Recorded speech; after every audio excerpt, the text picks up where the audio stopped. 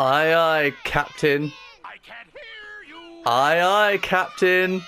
Oh, who lives in a pineapple? Oh, yeah. Now that is a sound I love to hear. You love to see it, boys. You love to see it and you love to hear it. Oh, yeah. The deck and blood like a fish. Oh, it's beautiful. It's beautiful. Hello, everybody. Hello, hello, hello, hello, hello. Welcome to SpongeBob SquarePants Battle for Bikini Bottom Rehydrated. My name, if you couldn't tell by the channel name, is The Humble Gamer. I'm going to take a swig of water because today is one of the hottest days of the year here in the UK. So, yes, refreshing water. We have to stay hydrated, boys. We have to stay very hydrated today. I may end up cutting off and well, I might just cut it if I do, but I may end up cutting off to go and get some fresh colder water later down the line in this session, because this water ain't going to stay cold for long in this room. Speaking of which, before we start this, I'm going to turn my fan on, which you will probably hear because I'm going to have it on full. So I'm sorry about a noise in the background, but I'm not fucking spending the hottest day of the year, or one of the hottest days of the year so far, with no fan on, okay? It's going to be like 38 later. I'm not fucking dealing with that without a fan. So let me just, there we go, alright, that's on now. Also, my PlayStation 4 is making a lot of noise too. Hopefully I'm not too loud. I'm going to see how it pans out. I'll probably save this first video after I've done it and see how it sounds. But I have sorted out all the game sounds, so hopefully it's all it's all much better. I did a practice run through yesterday for about an hour, so I've gotten into the game a bit. But there's plenty to talk about, believe me. But I'm not going to hold you back any longer. We've been sitting here on this main menu for a couple of minutes now. I've got a lot to say. I've got a lot to do. And we've got to start a new game right here, right now. My goodness. SpongeBob Battle for Bikini Bottom. You know, I'm going to turn that fan down to number 2. I don't think I need it on number 3 right now. Just some soft air blowing at me is fine. My God, I chose the worst day to do this on, frankly, in terms of hot days. I mean, good God. Although, actually, it could turn out to be a good thing, because it could be good for a joke.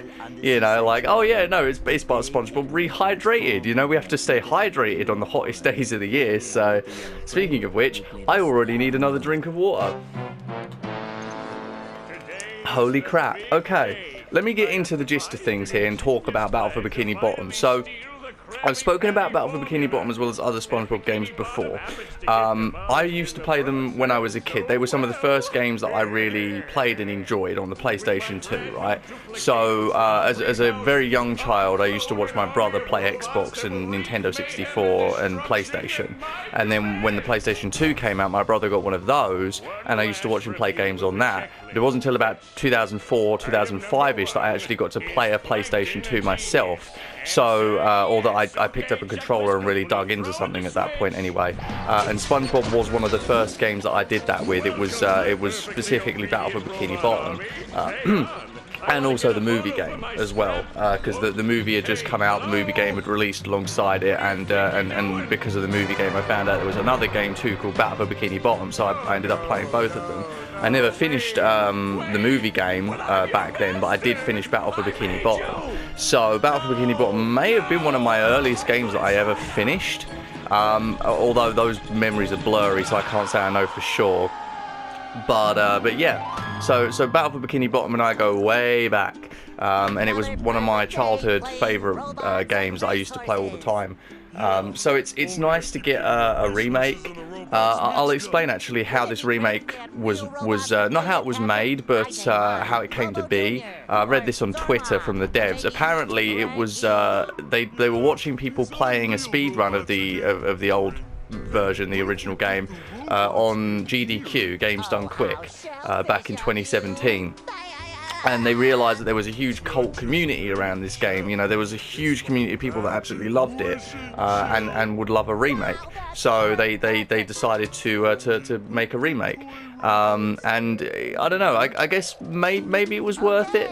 I mean, I do like the way this looks, you know, having played an hour of it already. There are some issues I have with it that I will explain later, but I'm going to try not to rush through things too much, because when I did that practice playthrough yesterday, I was rushing through my commentary a lot. But you know, it's getting into the gist of things, you know what I mean? It's getting into the zone. Hopefully this is all coming through clear and loud to you. I wouldn't want anyone to feel left out of the conversation. So, but this is all pretty. Oh my God! I just saw SpongeBob's detail on his face there. I don't know if you can see that, right? But if it pans to him again, you look up in the corners of his head. There's like little blotches, as if it's like little holes, like an actual sponge. That's really weird. Yeah, look, can you see? Around his edges, he's got like little blotches. That's really weird. The detail on that model is weird as hell. What the hell is that? Holy shit. Oh, this is something I love. I love the detail in Bikini Bottom, where you can see into each level and you can see all the models. Something that I didn't actually we'll get into that later. I don't want to get too forward. I want to try and stay reserved. Okay, I want to try and stay reserved. Let's try and get into the game here. So I haven't got my headphones on right now, and that's an issue, because something that I ran into yesterday that I'm reminded of from the original game is that conversations stop for you to press X to continue them, right? And if I haven't got my headphones on, I can't gauge when a conversation stops, so I can press X. So like right now, there's just nothing. I have to press X to continue the conversation. So I've got to kind of watch what I'm doing, right? Because I don't want to skip through dialogue so that people who might want to read the dialogue don't get to read it, but at the same time I don't want to hang around in conversations for 5-10 minutes of a video, slowly going through and pressing X, and maybe if I'm in the middle of a conversation forgetting to press X for like 2 minutes before I finally press it because I'm in the middle of a rant or something. You know, I don't want to be doing that throughout the entire playthrough. And by the way, this is a playthrough. This is my next big project. My last project was Subnautica, which ended last August, and I have been waiting for an opportunity to play something new. I have basically just been biding my time up until now. I started uploading those Banjo-Tooie videos back in March because I had nothing else to put up, and I had planned to cut that set of sessions that I did last summer into parts. So now that that's all done and dusted and all of those are up, we can now just barrel on with this, and I'm pretty excited, honestly, because I had played a lot of this in the last couple of years. I played through this I think 2 times in the last 5 years, which is quite a lot actually compared to some games, although there are other games I've played way more over the last 5 years. Like for example, the last time I played Skyrim was last summer, but I played Skyrim before that too, like in the last 5 years, a good 2 other times. So it's I play a lot of games, let's put it that way. But yeah, here we are. We're in the game now. We're playing. So the first thing you do in Battle for Bikini Bottom is you sort of get the gist of what's going on, right? So there's a lot of these things called shinies scattered all over the world, and you have to collect them. And they will be sort of the coins of this game. They allow you to purchase access to things, so access to other areas of levels, access to bungee jumps and other things that will get you rewards, collectibles, things like that. So, you know, collect them where you can. You get them from enemies, and they're just sort of sitting around in the worlds too. They're pretty cool. I don't know if I like the design of them in this. I mean, I want to. I do want to like the designs of them, but I don't know if I like the idea of them being multicolored. I don't know, like it just seems a bit off to me, because in the original they were all very shiny. You know, they all sort of had this glint to them. In this game, they look very flat colored. The multicoloring is something that I haven't gotten used to yet, frankly, with this game. But I'm sure I will. Alright, we've collected 70 shinies. Let's have a read of this. SpongeBob may jump by pressing X. Pressing X while SpongeBob is in midair will cause him to double jump for extra height, but SpongeBob can only double jump once per jump. So, that's one of the moves. So it will explain all the moves in here. We have a few moves from the start of the game. We have this move. We have this move. We have double jump. And do we have any? No, we don't have anything else. Okay, there is a sign I think that tells us about this. If you press R2, you get this come up and it shows you the collectibles of the game. So this sign here explains health to you. I'm not going to let it do that, but I'll explain health. So your health in this game is in the top left. It's the pants. Every hit you take takes away 1 pant. And you'll find these bubbled pants that are behind SpongeBob right there all over the world, so you can refill your health when you lose it. You can get up to a max of 6 pants. There are 3 health extenders in the overworld, which you have to find. We will get one soon. There's the main collectible of the game up there in the top middle, which we'll explain in a bit. The shinies over in the top right, and then in the bottom right there is the socks, which I will also explain soon. But let's go down into SpongeBob's basement first, because we have some stuff to collect in here. Oh boy, there's a lot of stuff to collect in this game. I reckon it's going to be pretty fun though. I mean, I am hoping to have a lot of fun with this. You know, I want to spend the next few months just, I don't know, just experiencing a bit of a childhood memory, you know, having a good time with it. Oh right, okay, we've got to hit that button there. Oh my god, it's weird seeing all of this in such high quality too. It's very strange, very strange. Also, I think I might have fucked this. I don't know. Oh wait, no, I think I'm fine. Hopefully I can do this. Hold on, I've got to just go up this platform up here. And that's it. We did it. Wow, that was easy. Oh shit, okay. I'm just trying to figure out like what there is to collect in here, right? Because there is actually, I checked the achievements after I finished playing yesterday, because I hadn't gotten a single achievement in my first hour of playing the game. And as it turns out, you know, it's because I didn't get to the end of the first level. And because apparently there is an achievement for the tutorial of this game, but you have to collect everything in SpongeBob's house. So I'm just trying to figure out, like, you know, what it is I might have missed. That, okay. Oh, wait, no. Oh, I thought I saw a shiny object. No, there is nothing. There is nothing. Although it could be the spatula that's the last thing. So, oh, actually, you know what? Maybe I have to collect this too. Didn't think about that, did I? Achievements, they can be real dodgy fucks. Alright, so yeah, this explains health like I've already explained. So SpongeBob will lose a pair of underwear if he takes damage, like that. And you have to collect a piece of underwear to get that health back. SpongeBob starts out wearing 3 pairs of underwear, but there are special pairs of golden underwear hidden in Bikini Bottom, which if found will allow SpongeBob to wear up to 3 more pairs. So SpongeBob can check out how many pairs of underwear he has by pressing R2. So there you go, we can collect the pants now, and hopefully that is one of the... Oh, okay, maybe not, it spawns back. Whatever game, whatever. Let's see if there's any more shinies hidden around in here. If not, then the spatula is obviously the last thing to collect. Alright. Yeah. And here we have the main collectible of the game. Let's actually do the sign here. This is a golden spatula. Golden spatulas are needed to unlock new areas of Bikini Bottom. SpongeBob will need to collect as many golden spatulas, in order to find and defeat the source of the rampaging robots. So there we go. That's the main collectible of the game. That's the Jiggy, or the Power Star. I always reference Power Stars from Mario when I talk about like main collectibles. Also, wow, that fucking... Okay, there's my trophy. You're not going to see it on the recording, but I got a trophy called Time for Tutorial. So there you go. There's that. That's done. And now we go out into the overworld, Bikini Bottom itself, and we're only 14 minutes into this thing. My goodness. So I mean, I'm hoping to I'm hoping to just sort of enjoy this, you know, use it as my opportunity to relax over the summer, considering how stressful the last few months have been with all of this virus crap. Restrictions are starting to be lifted, people are starting to get back out and about, so hopefully things will pick up. And we'll be able to get back on track, as it were. But while that's all happening, we have a game to play, because that is what I do here. Alright, well, anyway, fucking more conversations that I gotta, like, you know, figure out when I need to press the X button on. I should probably listen to these when they're actually happening, but the problem is I feel distracted by video game audio, so I don't like to wear headphones, and I feel like if I put my headphones on to keep track of these conversations, I'd end up in this situation where I'd constantly be distracted by the audio.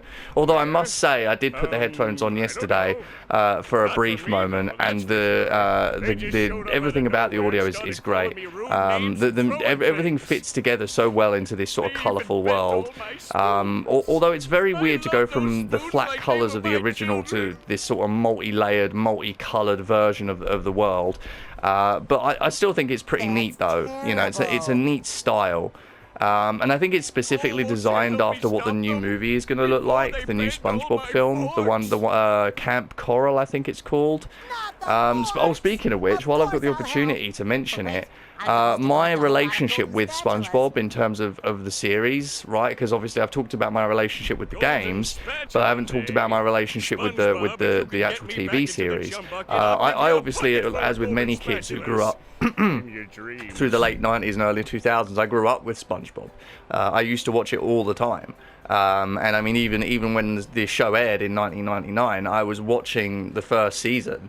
You know, just sitting there, a toddler, watching it. And I think I stopped watching it after the movie came out because I thought that the movie was a good ending for the show and just could not be bothered to watch any more SpongeBob after that point. It was 2004, to be fair. I moved on to like Disney Channel and all that after that point. Disney Channel, Boomerang and all that. That was up until about 2008 or 2009, but that's another story entirely. So yeah, I did watch the first few seasons of SpongeBob, and I did very much enjoy them. My mum was a big fan of SpongeBob.